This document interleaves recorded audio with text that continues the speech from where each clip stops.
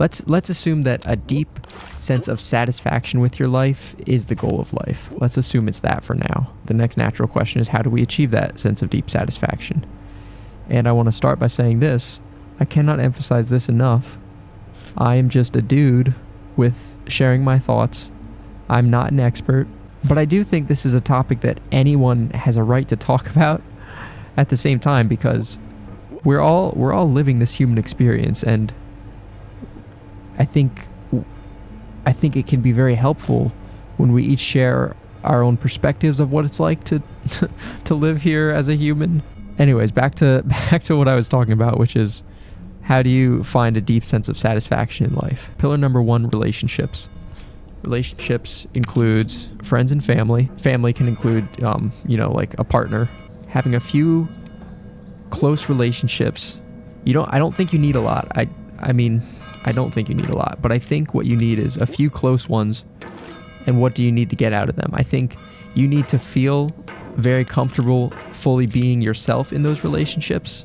Like, you can be uninhibited yourself and you'll be accepted. I think enjoying the company of the people that you have relationships with is also, I guess that's kind of maybe obvious, but and those people, I think, also should be supportive. When I say supportive, I mean they should have your back. If you want to try a new thing, they should be saying, assuming it's not a really terrible thing, they should be saying, yes, I support you. Go for it if this is what you want to do. I believe in you. They should be encouraging you. They should never be holding you back. There's caveats here. If you're about to make a really stupid decision, then they should tell you. Make sure that the relationships are ones that make you feel good and make you feel good about yourself. If you're in a relationship, you could have a relationship where you enjoy the person's company, and you can be yourself, but after hanging out with them, you don't feel too good. So they need to be positive relationships where you feel good. And I want to add, this doesn't have to be true of every relationship, but I think a really special relationship is one that where you and the other person kind of challenge each other to be better. So maybe you get inspired by the other person and you inspire them at the same time. So that's one example of it. Another example is like you and the other person will call each other out when one of you is not doing something right. I guess that pretty much covers relationships. The next pillar is a simpler one and should be obvious, and that's health. Oh no. I think health includes eating right. You can do a lot of research in figuring out the best way to eat healthy. Everyone has a different opinion, so I'm not going to go specific there. There's sleep. Oh man, get on a good sleep schedule, please. It affects so many areas of your life. If you're someone who's not consistently waking up at a good hour and going to sleep at a good hour, I can't tell you how much better your life is going to be if you just get that in order. And it'll take like effort, especially if you're someone who doesn't fall asleep easy. I know, because I am that person. I know it'll take effort, but it'll be so worth it. And then exercise. I could be doing better with exercise. I try to get exercise. Ooh, man. I try to get exercise every other day, which is, it's good, but I should really be doing it more. I work out, but you can do whatever exercise makes you happy.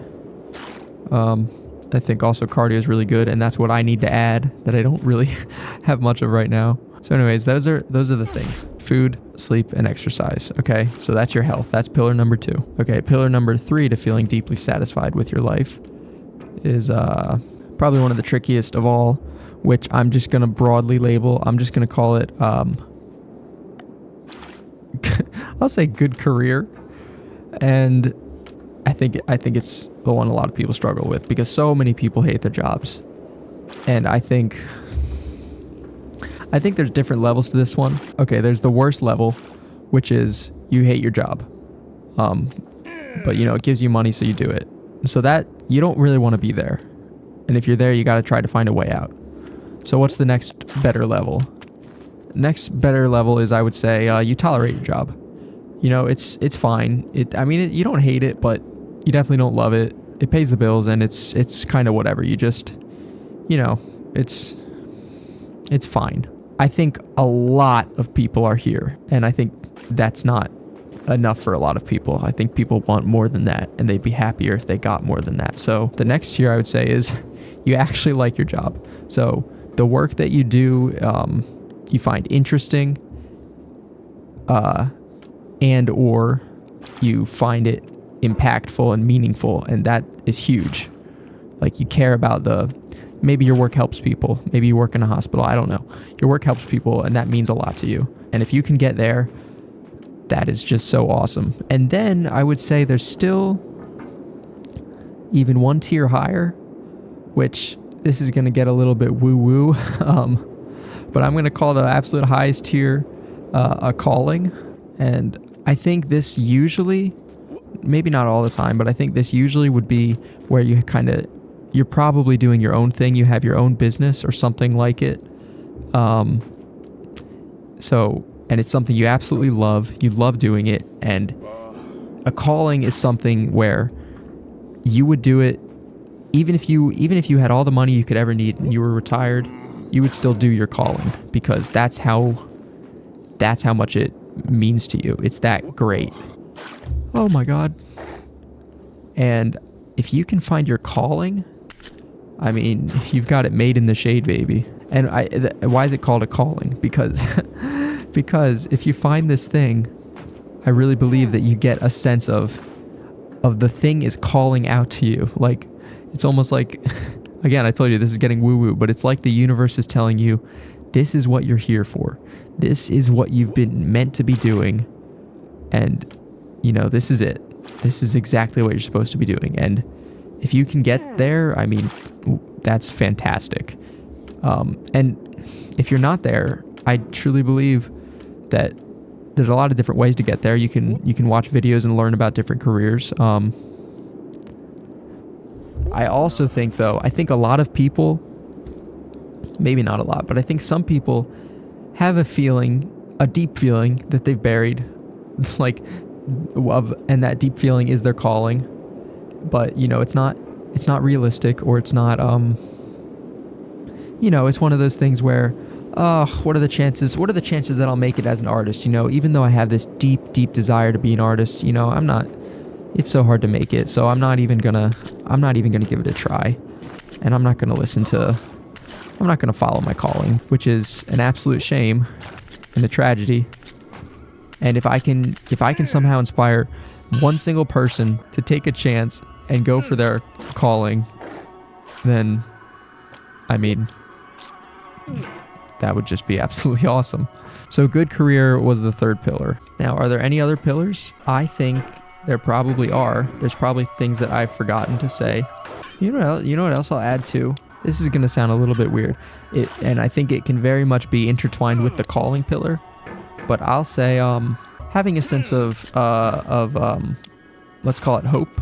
And what I mean by that is not hope in the desperate sense, but hope in the sense of, I have an idea of where I want to be in my life, and I'm constantly working towards that. And I think the working towards it, and not even necessarily the achieving it, but the working towards it, is part of living a deeply satisfying life. Because then, when your life ends, you can look back and say, regardless of whether you made it or not, you can say, I absolutely gave it my all. I gave it my all and went after what I really wanted. And I have no regrets about that.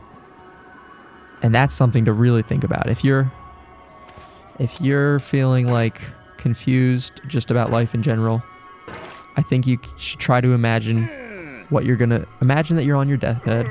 What are you going to be thinking about?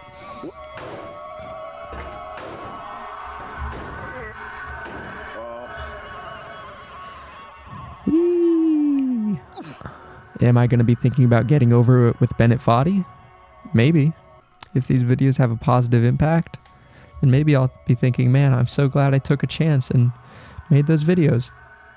And if they don't have a positive impact, I think I'm still going to think, hey, I really gave that a shot, didn't I? Good for me for not wasting this one life that I have. Good for me for trying to do something, that I believed in and that I cared about. So, as always, I'm just a guy sharing my thoughts. Yeah. Peace.